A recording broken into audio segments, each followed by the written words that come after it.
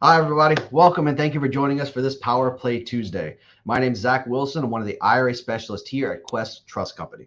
So before we get started, got to give you the disclaimer. Everything that you're about to see here is for your educational purposes only.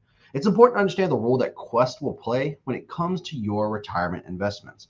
We're here to offer as much resources as much education, as many resources as we can to both our clients and investors. But with that being said, Quest does not offer any sort of tax, legal, investment, or structuring advice, nor do we endorse any specific investment. So, who are we? We are Quest Trust Company. If you haven't heard about us, we are the largest self-directed IRA custodian in the state of Texas. We have roughly 20,000 active investor clients all across the country. We just hit our $3 billion in assets under management mark, which is a super huge milestone for us. So we're really excited about that. We're hoping that keeps growing here and even faster in the future. And then right now we have roughly any given time, we have roughly $400 to $500 million in undirected cash sitting in our clients' accounts. All right, what that represents is opportunity. Whether you're a current part of that Quest pool or you're someone who needs capital to make your deal happen, that's where your opportunity is going to lie. So if you have questions about how to get in touch, or if you have questions really about how self-direction, how does it work, or what investments can you do with a custodian like Quest, go ahead and scan the QR code, set up a consultation with one of your IRA specialists. If you are a current Quest client, be sure to take advantage of the double rewards promo that we have going on right now. It's going to go to the end of the month, so you only have a couple more days to take advantage of. And essentially, we're just doubling the credit that you'll get. Both you and the person that you refer are going to get $50 added to your account to go towards any sort of fees that you come across. Next, we're going to have our rental continuum coming up. So we're shifting a little bit. We're shifting away from the normal schedule and frequency that we had with our self-directed socials. All right, we normally have them on the first, second, and third Tuesday of every month. We're having them less frequent, and the reason is because we want to be sure we can bring as high quality as an event as we can to our clients. So with that, we're going to be packing the house with the rental continuum. We're going to be in Houston online in November 7th. We'll be at Austin November 9th, and then Dallas and online November 14th. So come check it out. We're going to talk about all types of rental properties, right? And different types of rental strategies. It's going to go from short-term rentals to long-term rentals. We're even going to talk about something new, the mid-term rental, what that looks like, what circumstances usually bring that up, and how that works within an account here at Quest. Also, come join us for our QuestCon Live, and we're going to be covering the women in alternative assets, alternative investing. This is something we're super excited about. It's our first Quest event that we're bringing out all women speakers. We're going to have Jasmine Willow from the Notes Assistance Program. We're going to have Tracy Z from Diversified Investment Services, and we'll have a bunch more. Really, these are going to be women and leaders from all across the industry coming out for this event. We're really excited about it. Make sure you join us. If you want to register for free today, go ahead and scan that QR code. It's going to be on November 17th from 9 to 4. And yeah, we're really looking forward to it. This is one of our larger events that we're going to be hosting on. And speaking of large events, make sure you save the date for our Quest Expo. So I know the last Quest Expo we had was in 2022. We took a year off because we wanted to be sure we really offered the biggest one yet. So we took the entire year. We're really preparing for this. We've now got the date. If you see the building in the background, that's actually where the expo is going to be. It's going to be on June 27th through the 29th next year. And it's going to be in Irving, Texas. Go ahead and make sure you're signing up. Scan that QR code to get your registration. And I'm really looking forward to it, guys. This is going to be the biggest one we've ever hosted. So for today's topic, that's something that I'm actually really excited about because I feel like it's something that not many people pay enough attention to. Right? When you think of a self-employed individual, first thing comes to mind is, an entrepreneur, that I've started my own business and I'm selling a service or a product.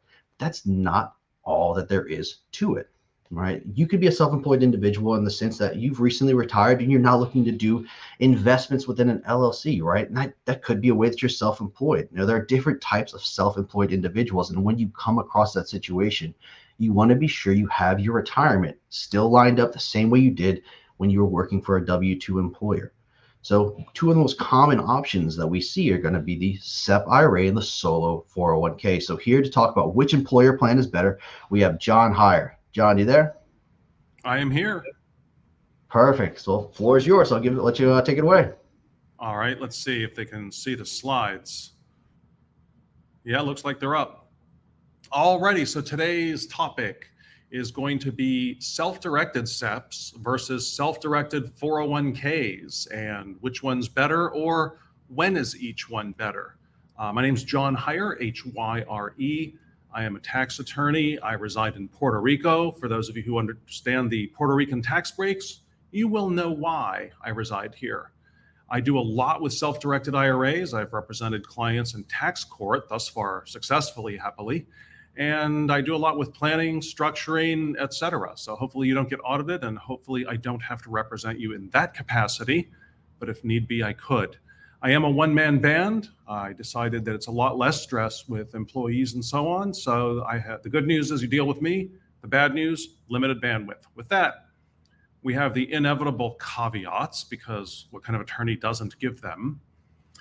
Legal advice means you're paying me $1,000 an hour, at least until the end of 2023, for me to look at your personal situation and give you legal advice. This isn't it. This is education, including all questions. So it's not legal advice, it's just education, but as Quest always puts on, very darned good education. So feel free to ask your questions. Also, in our modern world, we have to let people know I'm not sensitive, I'm not politically correct, I'm certainly not woke. Those of you who like to be offended certainly shall be, and you may want to explore the difference between taking offense and someone actually having given offense. If any of that offends you, this would be a great time to not listen to me, because I just don't roll with that sort of thing. And with that said, we'll get started with the presentation. I'm going to start with the SEPs, because let's go ahead and do a spoiler. So whenever we watch Saving Private Ryan, my kids know the first thing I'm going to say, spoiler alert, Germans lost the war. Well, spoiler alert, in most cases when you're self-directing, a 401k, whether solo 401k or a self-directed 401k plan with other employees, which by definition is not solo, is usually the better choice. But it's not enough to just tell you that. We need to talk about why, so you can understand. Also, if and when someone else questions it, you've got a frame of reference to ask questions of them. Well, why do you think it's better? What about this? What about that? So I'm going to start with the SEP. It's less commonly used, thankfully, and there are some use cases, but they're really shrinking. So let's go through it. A SEP is a supersized IRA to which the employer makes contributions. So for example, you have a salary with an employer, or if you're self-employed, there's no salary, but you're self-employed. Let's say you have a sole proprietorship, or you're in a multi-member LLC that's not taxed as an S corporation or a C corporation. The net profit from the business is your salary and how you base contributions. So the employer makes contributions to the plan, and by far the most common way, they either look at your salary, or in the case of the self-employed, at your net earnings, and there's a percentage every year. It can vary from 0 to 25%. It's the same percentage for everybody. Now, theoretically, you could do different percentages, but the compliance, the cost, et cetera, of trying to set up a SEP where you're giving different percentage matching to different classes of employees becomes very complex and very expensive. So as a practical matter, we don't really see it very much. So with a SEP, the employees have a salary, or in the case of self-employed, the right type of net income, and we're going to talk about that in a little bit, and a percentage is matched. The employer puts it into the account, the employer gets a deduction, and the employee maybe or maybe doesn't pay taxes on it, depending on whether it's traditional or Roth. And we'll get into that. So basically a supersized IRA. Important to know, because SEPs follow the same rules when it comes, for example, to prohibited transactions that IRAs follow. Same, identical, same set of rules. 401ks follow a somewhat different set of rules, very similar but not identical. SEPs are a little bit cheaper and a little bit easier to run than a solo 401k. So there is a little bit of simplicity there. SEPs do not have to file a Form 5500. A 5500 is essentially a 1040 for your 401k. So 401ks, if they're big enough, are required to file Form 5500. It's their annual tax return. By the way, a hint, even when a 401k is not required to file a 5500, I would file it anyway. And the reason is filing the 5500 starts a very important clock ticking. and that's the statute of limitations. How long does the IRS have to audit you on a 401k? Well, if you don't file a 5500, they can audit you into eternity. However, once you file one, even if it's not required, they generally have about 6 years. They normally work in the 3-year cycle, but sometimes they'll audit beyond that. So 401ks should file a 5500. By the way, whatever you do, never, ever file a 5500 late. Let me repeat that. Never, ever file a 5500 late, because the penalties for doing so are massive, and we can't always get you out of those penalties. SEPs have changed recently. Secure Act 2.0 permits SEPs to be Roth. That's new. Used to be a SEP plan could only be traditional. So now it could be either or like a 401k, a bit of both. Like a 401k, it's established by your employer. So if you're a sole proprietor or you have an LLC that's not taxed as an S Corp or a C Corp, you are the employer. If you get a W-2, someone else is the employer. Now, it might be your entity, an S corporation or a C corporation, or it might be someone else completely different. SEPs are not subject to ERISA. ERISA is federal pension law. Now, there are upsides and downsides to this. The downside to being subject to ERISA is complexity. So I suppose the upside to not being subject to ERISA is simplicity. Compliance is a lot simpler when you're not subject to ERISA. However, if you are subject to ERISA, the plan's asset protection against outside creditors is typically better than what is offered by whatever state you live in. So federal asset protection, there's a trade-off. If your plan is subject to ERISA, you have better asset protection in terms of creditors trying to reach plan assets, 401k assets and the like. If you're not subject to ERISA, you have state level asset protection, which we'll discuss in a little bit, but it's simpler. So there's a trade-off. Now, I would note that solo 401ks are also not subject to ERISA. So solo 401ks, like SEPs, simpler, cheaper, because they don't have to follow the ERISA rules. But for asset protection, states determine what kind of asset protection, if any, is given to a SEP or a solo K. And the problem is some states, for example, California, give very little asset protection. So if you're in California, if possible, even though it's more complex, you probably want an ERISA plan to get some federal asset protection, because the California protection for pension plans is notoriously bad. So if you're outside of ERISA, you're depending on your state law to protect you. And state law is all over the board. Some states protect well, some states don't protect at all, and some states we're just plain not sure about because their law is so badly written, we just aren't sure. So let me take a quick look in the chat box here before we move to the next slide. Okay, no questions so far. That makes it easy. Now, what's one of the advantages traditionally of having a SEP? We have the procrastination feature. I don't recommend having to use it, but entrepreneurs being entrepreneurs, we've had situations where, hey, I didn't set up a retirement plan by the end of the year, or hey, I didn't contribute by the end of the year.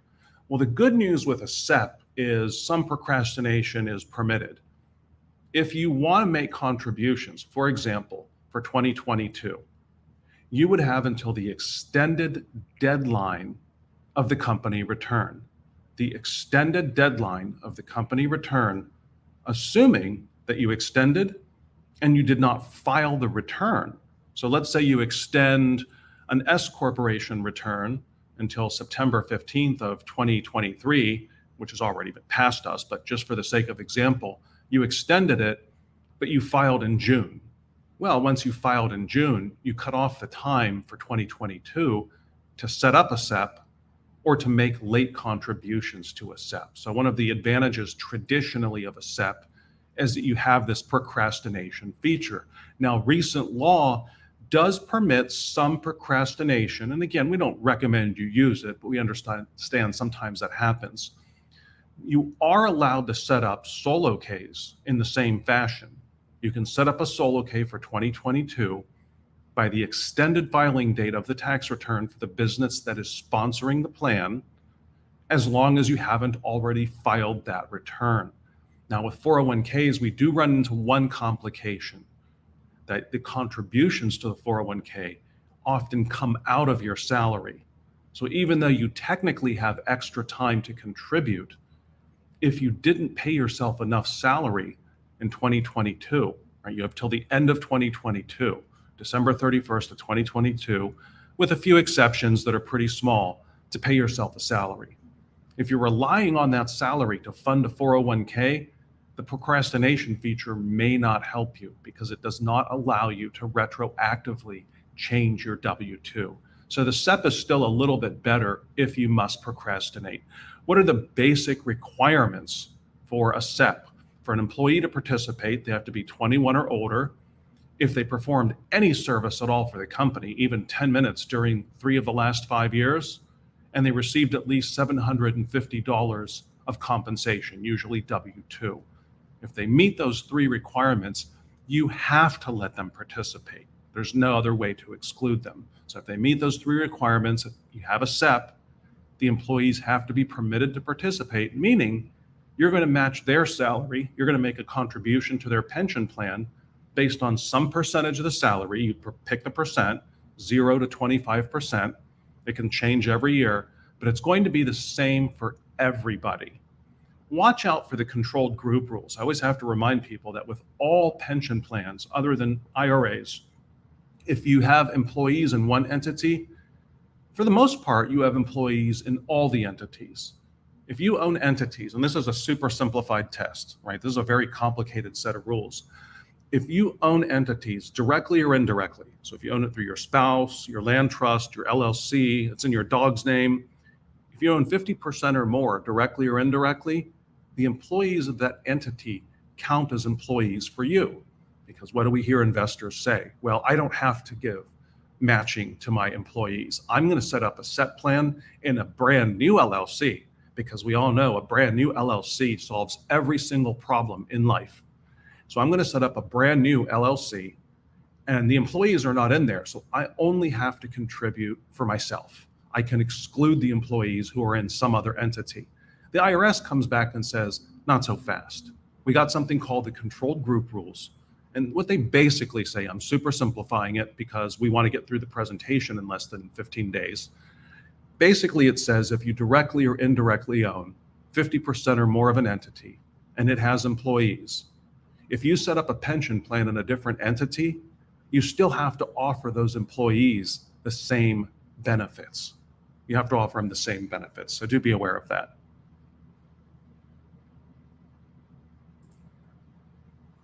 This is important. We see this missed a lot, especially when somebody goes out, finds a cheap 401k, solo K provider. They're super cheap. They provide no good information, very little education. Maybe they're a little bit short when it comes to ethics. What we have found with those guys is that they will set up a solo K or a SEP for anybody, even if they don't qualify. In order to contribute to any retirement plan, you have to have compensation. And you're going to hear this word over and over from us. Compensation is a very important concept. You need to have compensation to contribute. No compensation, no contribution to a retirement plan. Simple. Now, the formulas vary. The formulas vary based on the different types of retirement plans. And we are going to compare the SEP contribution formula based on your compensation to the 401k contribution formula based on your compensation. Here's a hint, the 401k is better. What is compensation? W-2 or income from a sole proprietorship, a single member LLC, or a multi-member LLC, none of which are taxed, we're going to assume, as S Corps or C Corps.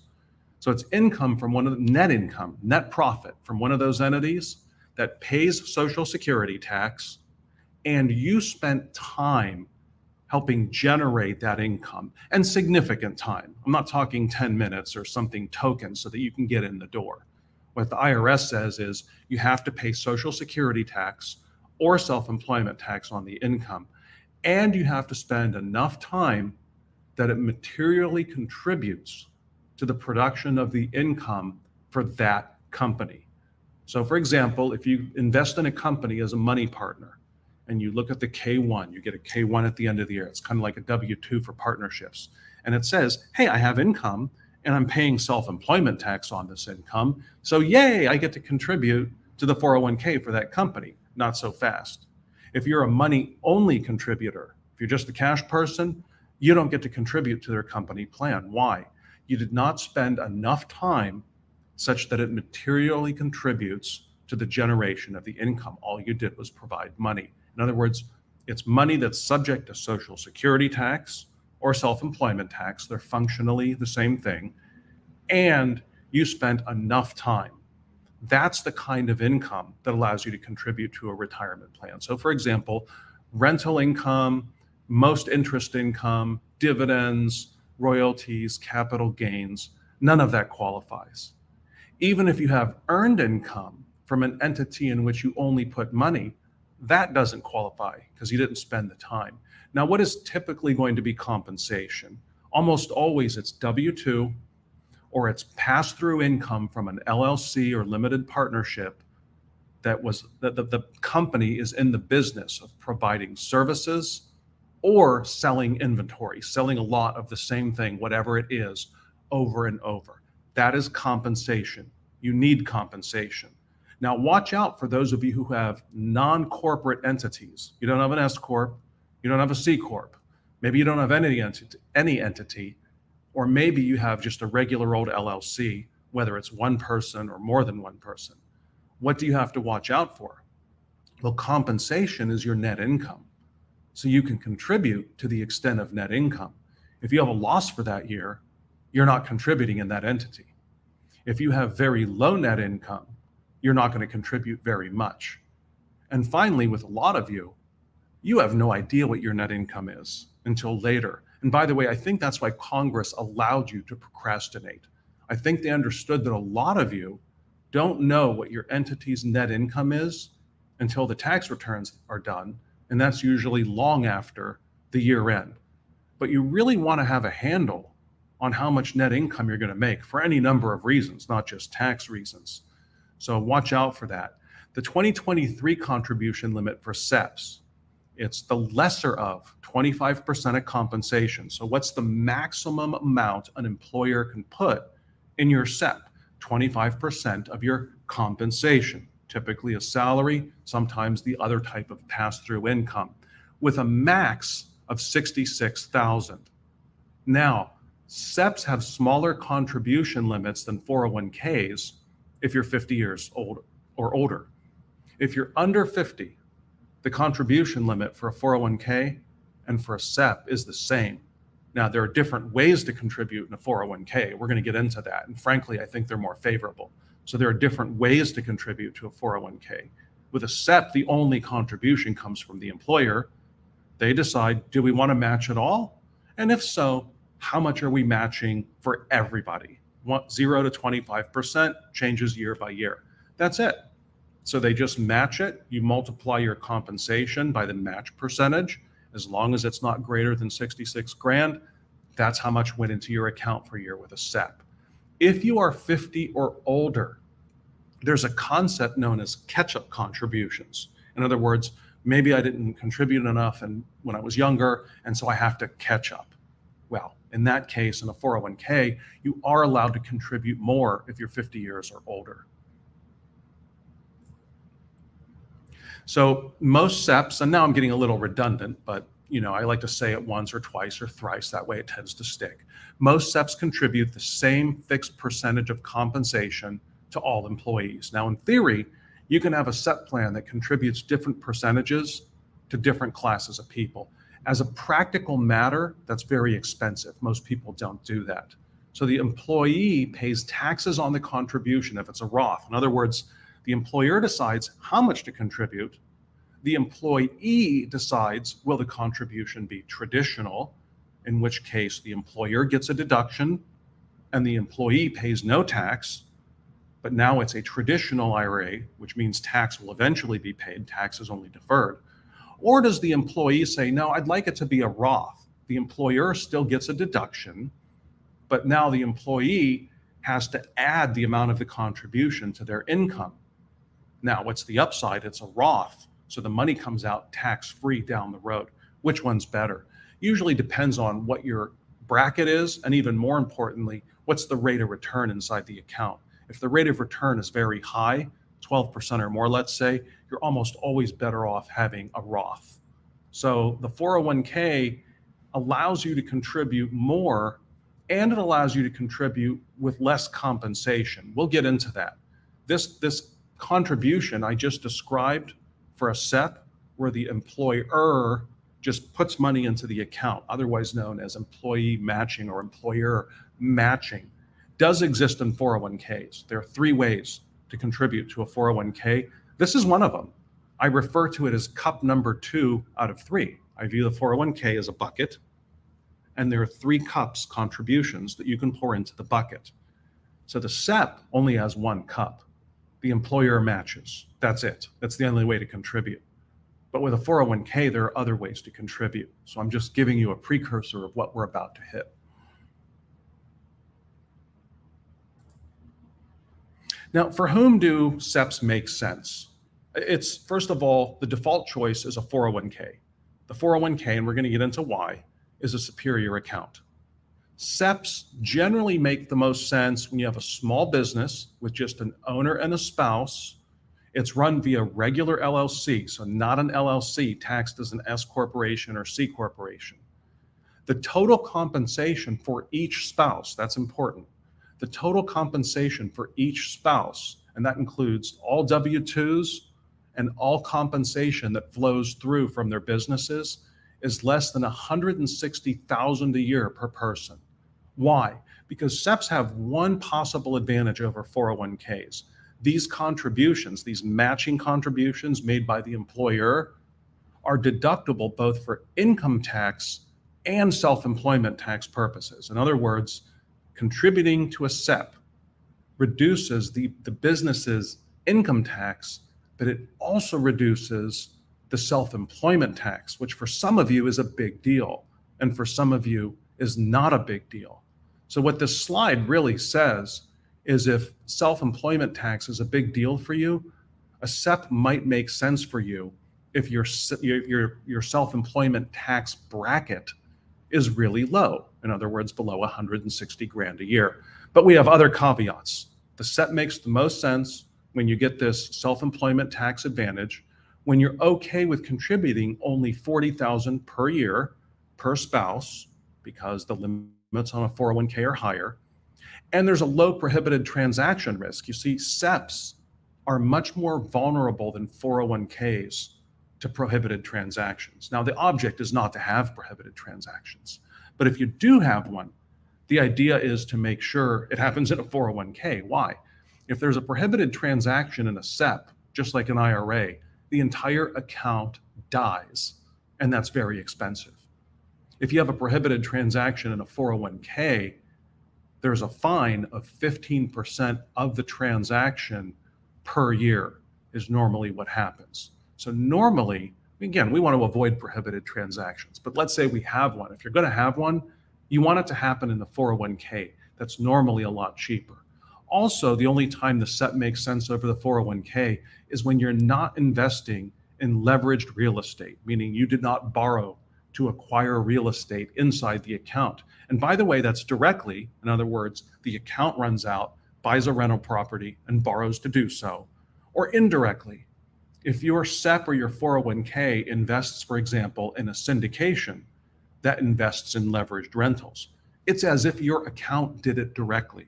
So if you're going to invest in leveraged rentals, you really, really want a 401k. Why? Because there's a tax, a very high tax on leverage. Whenever you borrow in a retirement account, there's a tax known as UBIT, unrelated business income tax. If you borrow, you pay tax on the profits that are generated by borrowing.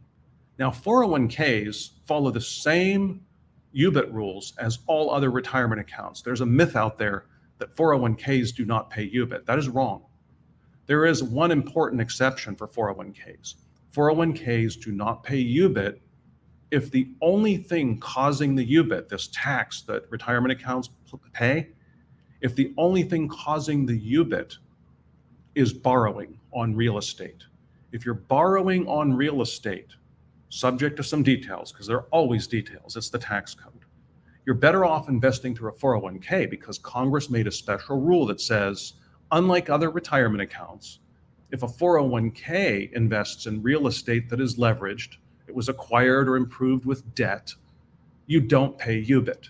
Now, why did Congress favor 401ks over all other retirement accounts in this regard? Only Lord knows. Somebody must have lobbied extremely well. Somebody must have lobbied extremely well.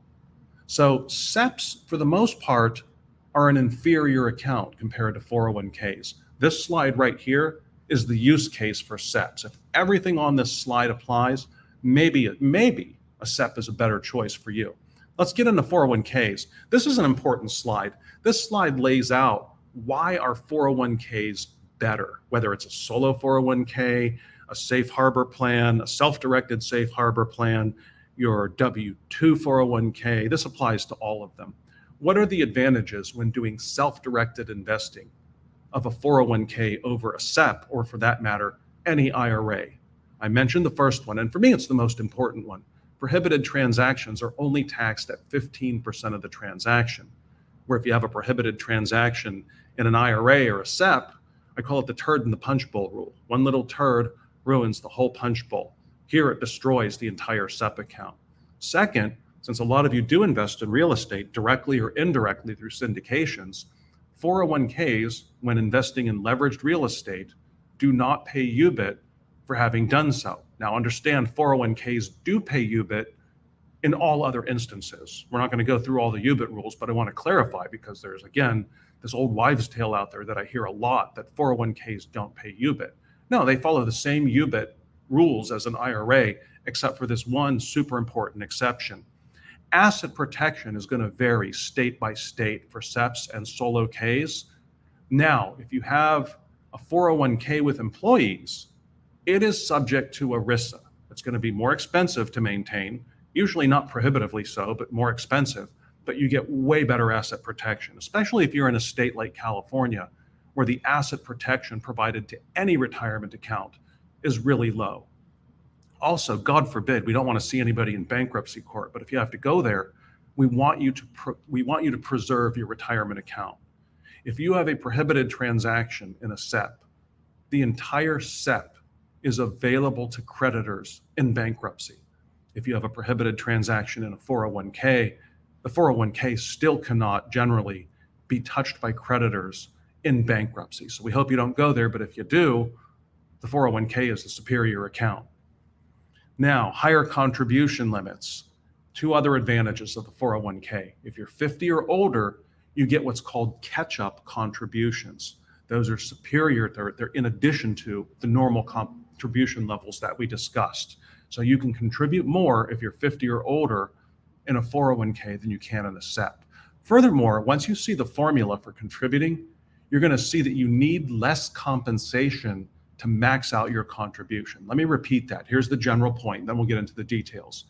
You need less compensation to contribute the full amount, $66,000 to $75,000, roughly speaking, to a 401k than you need in a SEP.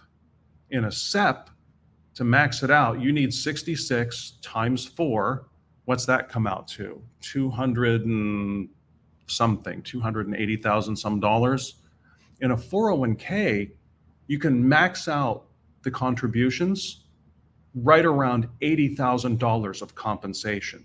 So for example, if you have an S corporation, you would only have to pay yourself an $80,000 salary to get the maximum contribution into a 401k than you would to get the exact same number into a SEP, or an even lower number if you're 50 and older.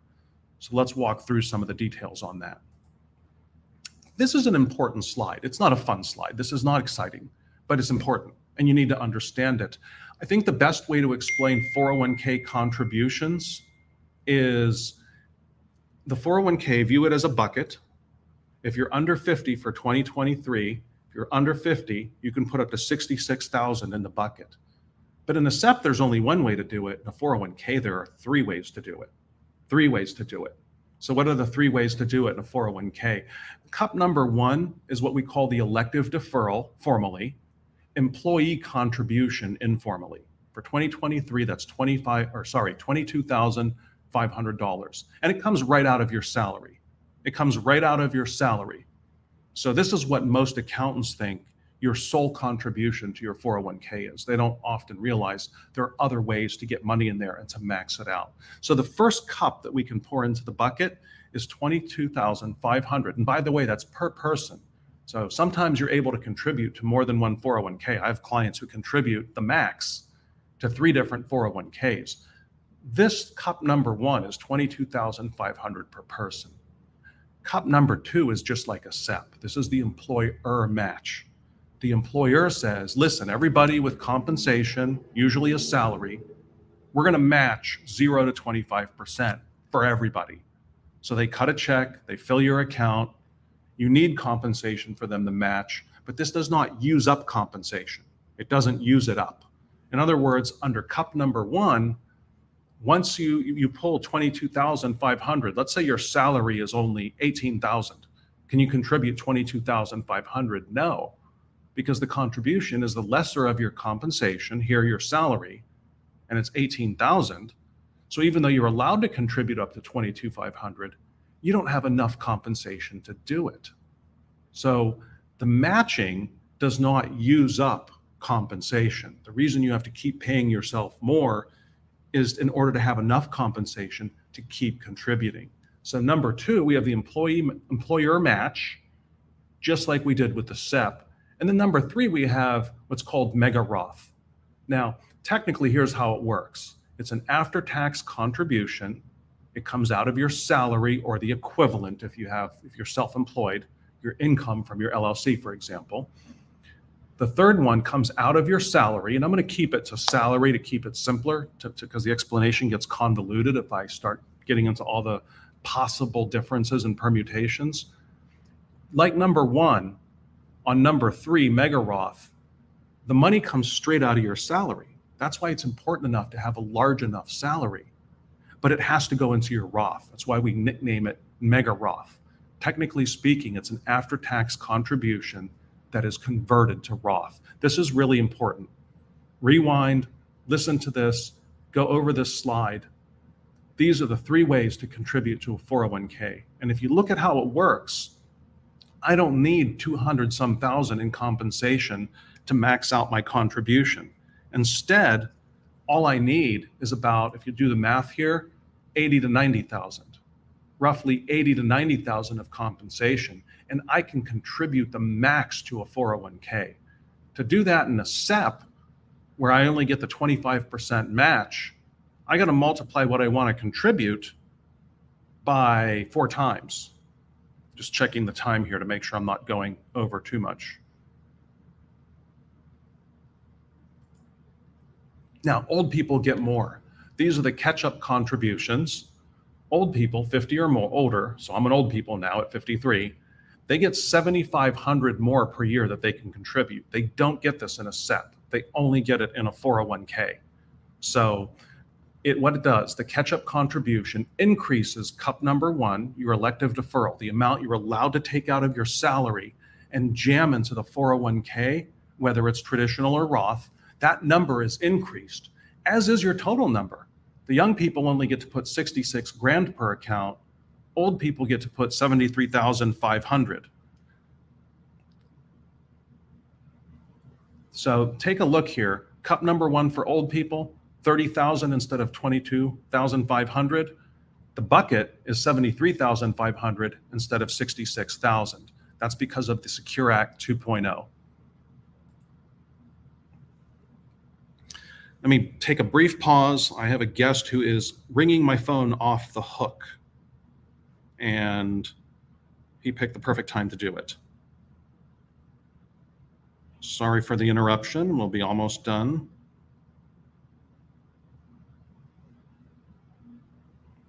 All right. So for 2025 and beyond, old people get even more. And again, this was Secure Act 2.0.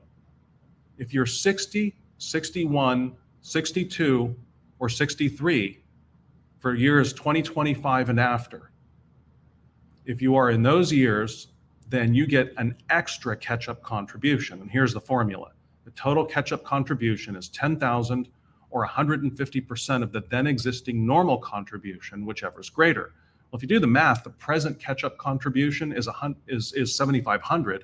150% of that is $11,250, which is greater than $10,000. So I don't know why they said that, because the catch-up contribution by definition is greater than 10 grand. So whatever the catch-up contribution, because it is indexed for inflation, from 2025 onward, whatever that is for a given year, if you're 60, 61, 62, or 63, you get even more that you're allowed to jam into your 401k. Now, take your time, because I'm going quickly given our time restraints. Take your time, go through the slides that describe how contributions are made, and especially the slide, what is the use case for a SEP? When is it the best? And why are 401ks better overall? The 401k advantages are absolutely compelling. In fact, theoretically, you could set up a 401k and just do employer matching on your compensation, which is all that SEPs are allowed to do. So there are days I have to wonder if the use case I laid out for a SEP, if that one is still even relevant. Now, starting in 2026, if you use the catch-up contribution, it has to be Roth. Starting in 2026, if you use the catch-up contribution and your wages are greater than $145,000, so once again, if you're using the catch-up contribution starting in 2026, your wages are greater than $145,000, then you have to use Roth. You have to use Roth. So I just wanted to throw that out there. It's not super relevant today, but I want you to be aware of it and prepare for it. Final slide. 401k employer contributions are now permitted to be late, like with a SEP. But as I pointed out, what's the problem? Go back to the slide with the 3 cups that dump into the 401k bucket. Cup 1 and cup 3 are dependent on your wages. If you didn't pay yourself enough wages, this procrastination tool does you no good. You have to make sure that you paid enough wages before the end of the year, so that if for some reason you didn't stick it in the 401k, at least you have a wage base that allows you to contribute to the 401k. And that is just about it. Yep.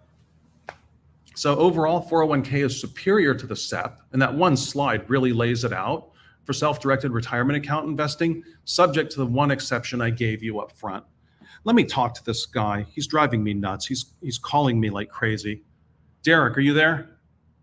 Absolutely, I'm here, John. Do you want to mute yourself, or I'll mute you, and then I'll take over for a little bit? Mute me briefly so I can let my guest who did not follow my instructions. I told him I'd be on the call, and no, he's calling me in the middle of a webinar, knowing I have a webinar. So no bourbon for him. Awesome. So I'll talk a little bit, and then I'll just unmute you in a minute. Oop. All right, guys. So one of the cool things, and one of the things the Quest absolutely appreciates, is we're very fortunate we get to bring on John Hyre for any one of these events. Now, he does host his own private events outside of this on a consistent basis out in Puerto Rico. You can just check out his website. I want to say it's taxlawyer.com. So one of the things in addition to that is he's helped educate many of our IRA specialists here internally. Knowing this aspect, we've always leveraged him to focus on things like prohibited transactions, disqualified people, solo 401ks, Roth IRAs, the backdoor contributions and conversions. So with that being said, and you knowing that, leverage your IRA specialists. John has spent so much time educating us right internally to make sure we know what is the best ways for us to help you as individuals. He really, really has. So once he's off the line, what we're going to do is we're going to do a quick Q&A. So if you have any questions for him, why don't you put them in the chat box? Zach will also be able to answer many of those questions as they're via the chat box. But I have some specific questions for John that I think you guys will also enjoy. Next is one of the things that people many times bring up is they want a solo 401k, but they don't always qualify. So John, I see you unmuted yourself. Are you ready for me to fire? Yeah, I'm back, and he'll be up here in a minute. Everybody make fun of him when he walks in the door. Thanks for bearing with me. And by the way, it's taxreductionlawyer.com. That's what it is. Sorry, I was going off memory. And we've got all sorts of content there.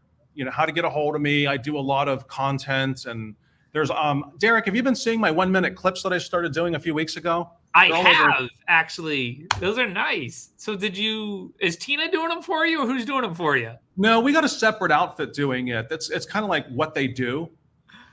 And so I'm real happy with it. And we're putting them up on the website. I'll start putting some other things there, but we've got various meetings and all. It looks like we are seeing some questions.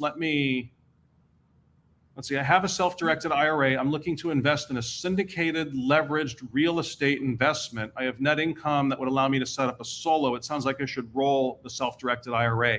If you can, yeah. Yeah, so if the self-directed IRA is pre-tax traditional, then you can roll it to a 401k. And that for you would make sense because you avoid UBIT on the leveraged real estate. Now, if you've got an after-tax traditional or a Roth IRA, you're stuck there. You can't roll that over to the 401k. And obviously you have to have a side gig that allows you to have the 401k to begin with. You have to have a business. It doesn't even have to be an entity. Sometimes we have people set up, for example, when they have a huge traditional IRA, we'll have them set up a business where they sell on eBay or the modern equivalent. I'm obviously very dated on these things. But they set up a small business that makes $2,000 a year of compensation. Remember that word we used over and over, compensation? That's enough to sponsor a solo K, or if you have employees, a non-solo K, a more regular version that still self-directs, and you can roll pre-tax traditional IRA money over. So if you're investing in leveraged real estate, I mean, you got to do the math, right? How much UBIT are you saving? How much hassle? You've always got cost-benefit analysis. Derek, you want to add anything to that? No, and the only thing I would add, like I don't have anything really to add, but is a lot of times people are setting up the solo 401k, I feel like, for the wrong reason. If you're setting it up just because you're like, hey, I want to avoid the UDFI tax I'm going to receive from one syndication deal, I would argue actually that's the wrong reason. Because solo 401ks have so much more bookkeeping and record keeping and things that you have to do, and that a self-directed IRA doesn't have to do, right? That many times a custodian can take on. So what do you think about that? Because... Well, there are always trade-offs. Like, yep. We have to look at all the details, which we won't obviously do on a call. And I'll take it a step further. Most of the time when you do something solely for tax purposes, you screw up your economics. The tax tail should never, ever be permitted to wag the economic dog. That's a great way to lose real money. Hey, I lost $100,000, but I got a $100,000 write-off. That's not a good trade-off. So yeah, size matters. In particular, if you're gonna, I know I shouldn't say that online. I can't believe I just said that. So size does matter. I'm sorry. That's probably disappointing to many. But if the investment is large enough, you know, I might think about a solo K. But remember, like Derek said, there's a cost. There's always trade-offs, especially with the tax code, that you're gonna have a new company, you're gonna have more admin, et cetera. So look at how much you're saving and what your ongoing investments look like before jumping into it. Let's see, I think Dave has a question for the solo K. Does it have to be W-2 income? Well, again, it has to be compensation. And compensation includes W-2 income. What are the other types of compensation? 1099. You have an unincorporated business that, well, most 1099s qualify. I'm a little careful with that because I've seen a few exceptions. Bottom line is this. You either have a regular old LLC. What do I mean by that? LLCs are chameleons. They can pretend to be S Corps. They can pretend to be C Corps. They're chameleons. That's one of the reasons we love them. Assuming you have a regular LLC, whether it has multiple members or it's just you, or it's unincorporated, you just do business in your name, you run it through Schedule C, you have to have compensation. So W-2s qualify. The other type of compensation is providing a service or selling a lot of something, basically inventory. When you provide a service, like we always have with the IRS a substance over form issue, because what a lot of you guys will do without talking to the tax people, because everything's on the internet and the internet is always right and you don't want to hire lawyers. And so you ultimately end up paying us more, which we love. There's always nuance to this. Can you just cut yourself a W-2? Or can you just pay yourself a management fee and presto, I'm good to go? No, the IRS is going to look and see, is this real? How much did you do? Do you normally pay people that much? Is it real legitimate work paid at a reasonable rate? But yeah, if you want a solo K bad enough and you've got a bunch of rentals, could you set up a management company, pay a reasonable management fee to it, and so on? Sure. Now, again, you have to get into the question of, is it worth it? That depends on what you're going to do with it and how much brain damage is involved in having a separate management company. That's where we get into a more nuanced discussion. Absolutely. So a couple more things, and I'm going to let you go, John. All right. I know you have a client there in the office. First off, I don't like your background. I liked your other background better. You know which one I'm talking about. Some people. I know, right? But as soon as we hang up this call, I'm going to have someone call me, and they're going to say, hey, Derek, I want to set up a solo 401k. I want to roll in my traditional and my Roth IRA. And this happens all the time. They get upset at me when I'm like, hey, you can't move the Roth into that solo 401k. They still have to remain separate. And then suddenly they feel like, well, but that was why I wanted to get rid of the fee. I wanted to. So why is this? Do you even know? I always tell people it's because I look at the 401k as a tax deferred account. Sure, it has a Roth component, but it's still really considered a tax deferred style. Oh, no, I don't agree with you on that at all. Okay. I think the 401k is what you make it. If it's traditional, it's tax deferred. If it's Roth, it's tax free, like a Roth IRA. Absolutely. But then why can't I move the Roth into it? So that's just because Congress said so. Why can I roll a pre-tax traditional IRA to a 401k? Congress said so. Why can I not do the same with my Roth IRA? Because Congress said so. And I remember someone talking to me about some of the technical reasons that put even me to sleep, which is saying something since I do this for a living. Is it Quincy? They had some technical discussion of why they don't want, and it has to do with a different set of rules in terms of distributions and seasoning and all that sort of thing. They didn't want to have to reconcile it. But bottom line is, if you have a Roth IRA, that is permanently a Roth IRA. The only thing you can roll that into is another Roth IRA. Roth IRAs do not roll to Roth 401ks. Now, Roth 401ks do roll to Roth IRAs, but that would be extremely rare that you actually want to do that. Why? Go back to the slide where I showed why 401ks are superior to IRAs for self-directed investing. So typically, we do not want to roll the Roth 401k to the Roth IRA, even though we could if we wanted to. We just don't want to. So I'm going to make one final comment, John, and I'll let you go, right? But the reason we wanted you to do this class is obviously we're at the extension of the tax deadline. If it was for a business, right, obviously filed a few weeks ago or whatnot. But ultimately, Quest has taken a big approach. We've always been so focused on self-directed IRAs, and just to let everyone know out there that we've always offered solo 401ks. But coming right around the corner, we're going to be having the solo 401k platform that can help with all the bookkeeping. It can help with all the record keeping, help with the tax preparing, help with calculating your contributions. And so, John, I know in the past you've always done like either tax preparing on the 5500 forms or calculating UBIT and UDFI stuff on the 401ks. Can I just throw something out there and ask, how much do you charge if someone was to ask you to do that? I'm putting you on the spot. Not enough. I don't do tax returns anymore. I would rather eat ground glass and reproduce with either of the likely presidential candidates in the next election than do another tax return. Tax planning, I bill about 3 hours a day. The rest of my day is spent creating content, classes, online content.